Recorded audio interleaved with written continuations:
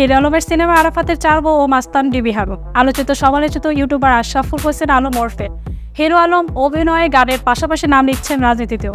সর্বশেষ গেল বছর ঢাকা 17 আসনে উপনির্বাচনের সাবেক তথ্য প্রতিমন্ত্রী মোহাম্মদ আলী আরাফাতের সঙ্গে প্রতিদ্বন্দ্বিতায় করেছিলেন হিরো আলম প্রার্থী হওয়ায় সে সময় হিরো আলমকে রাস্তায় ফেলে পিটিয়েছিলেন দুর্বৃত্তরা। কিন্তু তখন হিরো আলম জানান, কোনো দুর্বৃত্তরা নয়, আরাফাত ও আওয়ামী লীগের গুন্ডা বাহিনীরা তাকে পিটিয়েছে। গত কয়েকদিন ধরে আমার রাতে ঘুম নাই, এই কারণে এত আসামি ধরা পড়ে। আমি খালি বলি আমার আসামি ধরা পড়ে না কেন। সেই আরাফাতকে এখন খুঁজছেন হিরো আলম, যা কদিন আগে গণমাধ্যমে জানিয়েছেন তিনি। এবার জানালেন আরাফাতকে নিয়ে তিনি সিনেমা বানাতে যাচ্ছেন। নাম আরাফাতের চার বউ। সিনেমাটি নির্মাণও করবেন শাওন আশরাফ। শুধু তাই নয়, ঢাকা মহানগর গোয়েন্দা পুলিশের সাবেক প্রধান ডিবি হারুনুর রশিদকে নিয়েও সিনেমা বানাচ্ছেন তিনি। মাস্তান হারুন নামের সিনেমাটি নির্মাণও করবেন ইভান মল্লিক। আর দুটি সিনেমায় প্রযোজনা করবেন লন্ডন প্রবাসী জেনিফা চৌধুরী।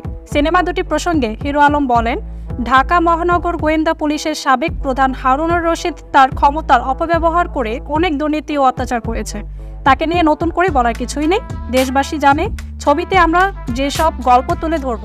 তিনি আরও বলেন, আরাফাত সে আমার বিপরীতে নির্বাচন করেছে, কিন্তু সেখানেও তার জনপ্রিয়তা হারিয়েছে।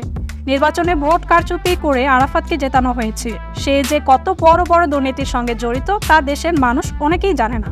রাজনীতি ও দুর্নীতি নিয়ে আরাফাতের চার বউ ছবিটি তৈরি হবে। আশা করি ছবি দুটির মধ্য দিয়ে দেশের মানুষ তাদের আসল রূপ দেখবে। সিনেমা দুটিতে কারা অভিনয় করবেন এমন প্রশ্নের জবাবে হিরো আলম বলেন, আগামী মাস থেকেই ছবির দুটির শুটিং শুরু হবে।